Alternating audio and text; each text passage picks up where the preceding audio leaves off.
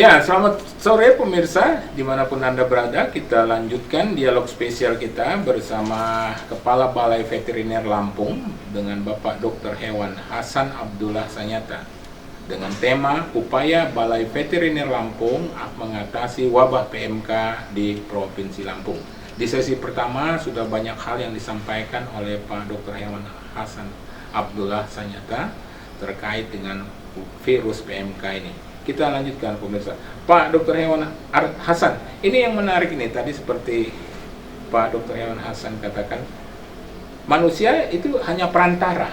Ya, kan? Jadi memang ini jadi kita manusia mekanik faktor nggak terkena virus itu ya? Ya, insya Allah tidak zoonosis gitu ya. Ya, walaupun memang kalau dari penelitian memang itu ada sekitar dari tahun 1921 ya ada sekitar 40 kasus, tapi itu memang sangat kecil sebetulnya itu, makanya kan agak diabaikan, maksudnya tidak membahayakan ke manusia karena sangat kecil namanya itu. Oh, bukan zoonosis istilah kayak seperti antraks gitu ya? Brusela itu kan rabies itu kan nular ya kan. Tapi manusia hanya pembawa aja ya. Iya, betul. Virusnya kalau nempel di bajunya. Nempel di bajunya. Atau kadang kan misalnya pengangkutan tuh pakai mobil atau truk itu nanti atau terus mungkin sepatunya mungkin ada itu ada virusnya. Betul. Ya itu memang terus aja ini rawan, termasuk mungkin kami yang tim kesehatan hewan pun itu rawan itu menularkan yang bisa juga, iya, soalnya kan kadang kan mungkin dipanggil dari beberapa ternak gitu ya. Nah, itu kan kalau misalnya itu tidak protokolnya itu tidak dipenuhi dengan baik atau SP-nya tidak dipenuhi dengan baik, itu bisa menularkan malah yang bisa menularkan petugas kesehatan itu sendiri. Bisa karir dari hewan ke hewan itu nanti kalau makanya jadi kan kalau misalnya ini dia mencuci bersih. Iya, enggak memang sebaiknya kan ada itu nanti yang APD yang sederhana lah paling kayak itu yang itu kan ada yang kayak dari plastik itu harga sekitar 5.000 sampai 10.000, itu mungkin bisa dimusnahkan kalau ada yang dimusnahkan ya, nggak dicuci ya dimusnahkan aja. Iya, kalau cuma sekitar 5.000 ya daripada ya itu nanti bisa pindah tempat itu nanti malah menularkan itu mempercepat penyebaran PMK ini malah jangan. Kalau misalnya antar hewannya sendiri kok penyebarannya melalui apa aja sebenarnya? Ya, memang bisa itu nanti kan misalnya kontak langsung gitu. Ya, aerosol juga bisa, percikan mesinnya dari congornya itu kan ada misalnya ada leleran, leleran itu misalnya itu terpecik ke sapi yang lain. Nah, itu bisa menular kan itu aerosolnya itu. Sama kayak kita juga waktu virus COVID itu ya, itu kan aerosol juga itu. Itu kan jaraknya kan paling kan sekitar 2 meter tuh maksimal. Memang sekali lagi yang bahaya itu kan yang lewat airborne disease ya, lewat udara itu yang kan bisa nyampe 10-an kilo itu bisa itu. Oh, lewat udara juga? Tapi memang kalau berdasar pengalaman yang ada, memang itu terutama untuk yang babi gitu ya. Yang itu memang bisa, memang babi itu untuk semacam pengeluaran virusnya bisa 300 kali dibanding sapi yang itu. Bisa sekali hembusan itu yang babi itu bisa 300 kali anunya itu dibanding ternak yang lain, sapi atau kambing domba seperti itu. Iya, kalau kita manusia ini kan supaya salah satu cara mengatasi penyebaran itu COVID kemarin kita kan pakai masker. Ya, mungkin juga ternak itu kita suruh pakai masker atau bagaimana itu? Ya itu makanya kan bagaimanapun juga memang pertama jelas yaitu membatasi mobilitas dari tanah tersebut terutama. Oh, lokalisasi tadi ya. Supaya misalnya itu memang betul bergejala, ya sudah segera diisolasi, terus kemudian tidak dilalutaskan, sehingga ini tidak nyebar kemana-mana, dan memang biasanya memang ini penyakitnya itu kan kadang ya mungkin ya terus saja belantik termasuk peran serta. Kadang mereka kan nggak ingin rugi ya sudah bergejala malah malah dijual ke tempat yang lain dengan itu supaya mereka nggak rugi gitu. Padahal kan ya sekali lagi dampaknya sangat besar itu nanti, yaitu misalnya biasanya di pasar hewan gitu ya, ada banyak sapi gitu. Nah, kadang kan yaitu misalnya pas ada belantik yang nakal yang dia itu bawa sapi ke pasar yang kondisinya kurang sehat, dia tergejala PMK ini, nah, kemudian dibeli, mungkin peternak tersebut tertarik dengan harganya murah gitu Murah, ya. iya, Untuk beli langsung dibawa pulang. Pulang ya sudah, itu nanti akan sangat menyebar. Makanya ini kan kita kerjasama dengan kepolisian, dengan kejaksaan, dengan TNI AD, dengan perhubungan, dengan dinas, yaitu dalam rangka supaya untuk mengantisipasi lalu lintas ini supaya yaitu bisa dikendalikan dengan baik seperti itu yang Itu apa upaya-upaya pemberantasan PMK yang bisa dilakukan Pak Dr. Hewan? Ya, jelas kan bagaimanapun juga untuk menghentikan penyebaran virus ini, itu kan jelas tadi kami sampaikan, kan harus lewat karantina ya, memang perannya besar. Saya di sana kan jelas di sana ada lalu lintas ternak. Nah, itu kan memang ya diharapkan betul ya karantina tidak memberikan izin, misalnya itu ternak itu tidak ada SKKH-nya, surat keterangan kesehatan hewan. Jadi kan misalnya kalau yang ini kan jelas kalau yang dari memang Jawa seperti itu belum keseluruhan, misalnya sudah pasti kan ya sudah Bapak, maksudnya sudah dapat SK Menteri kan, misalnya kan Gresik, Mojokerto, kemudian ada Lamongan. Nah itu kan misalnya sapi tersebut dari kabupaten tersebut, ya jangan dikasih SKKH surat kesehatan hewan loh. Itu yang karantina itu tadi ya. Iya, jadi harus ngecek betul karantina. Memang betul-betul itu sapi yang dilintaskan itu memang betul ada SKKH-nya. Terus ada permintaan yang dituju, misalnya kalau Lampung sebetulnya mungkin agak jarang karena kan Lampung kan punya produksi sendiri ya, kan punya hewan tersendiri untuk dilalu lintaskan atau untuk mereka memproduksi di sini di Lampung. Nah kemudian nanti malah biasanya kan Lampung kan malah ngirim ke Bangka Belitung, mungkin ke Riau, ke tapi kalau misalnya Idul Adha ini permintaan kita yang keluar sapi ternak yang masuk ke Lampung itu untuk memenuhi kebutuhan daging di provinsi Lampung itu. Iya, sebetulnya Lampung sendiri, misalnya itu untuk kebutuhan Lampung sendiri itu sangat cukup. Lampung kan ada sekitar 800.000 kalau ternaknya di sana ya. Nah ini kan jadi kalau kami lihat keluar kebanyakan itu. Makanya betul-betul ini pasti teman-teman dinas kabupaten provinsi akan memperhatikan betul supaya tidak tidak kena PMK. Maksudnya kan kalau misalnya kayak itu ya. Betul ya. Misalnya memastikan benar ya. Misalnya Lampung Timur itu kan sementara ada positif itu kan langsung merah itu. Merah kan nggak bisa keluar sapinya itu. Betul. Ya itu memang sebetulnya kasihan betul sama petani-peternak ya kan ya. Soalnya kan memang aturannya kalau memang sudah positif terkonfirmasi pengujian lab pakai pengujian apakah ELISA atau PCR, ya sudah daerah tersebut daerah merah, terus nggak bisa keluar ya. Nah itu akhirnya kan memang yang banyak butuh ya kayak Bangka Belitung tadi itu, mereka kan Bangka Belitung itu ternaknya mayoritas 95% dari luar, yang 5% baru dalam. Kalau Lampung ini kan hampir mayoritas kan memang ternak mereka sendiri ya, memang termasuk banyak feedlot. Nah feedlot itu kan kebanyakan dari impor dari luar ya, dari Australia sebagian besar itu uangnya. Nah, di Lampung sendiri juga banyak pembibitan sapi kan, feedlot. Penghubungan sapi kan banyak di Lampung itu. Iya, Lampung Selatan. Iya, Lampung Selatan, Lampung Timur, terutama sumbernya Lampung Tengah ya, paling banyak itu. Itu kayak pemberantasan PMK-nya bisa pemusnahan juga barangkali.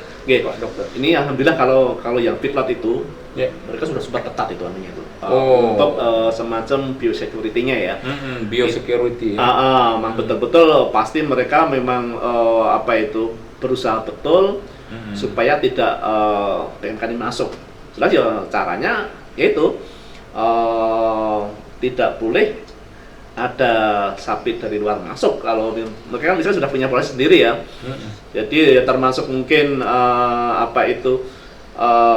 mobil-mobil atau truk yang bawa rumput pun semprot betul itu kan.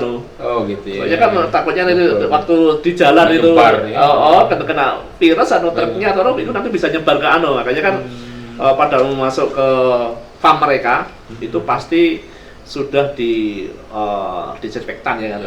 Jadi oke lagi fiksinya sudah mati. Apalagi kalau kami yang punya, kami kan juga ada BPTU ya, Balai Pembina Ternak Unggul yang di Sembawa, yang di Sumatera Selatan itu. Itu sampai tamu pun nggak boleh masuk itu saat sekarang PMK ini. Soalnya kan takut. Istilah tadi Pak Dokter Hewan itu biosecurity. Iya, untuk antisipasi supaya tidak masuk kan gitu. Menyebar PMK ya. Soalnya kan karena bisa lewat ya manusia atau mobil yang lainnya itu kan itu saking ketatnya. Termasuk di feedlot ini kan.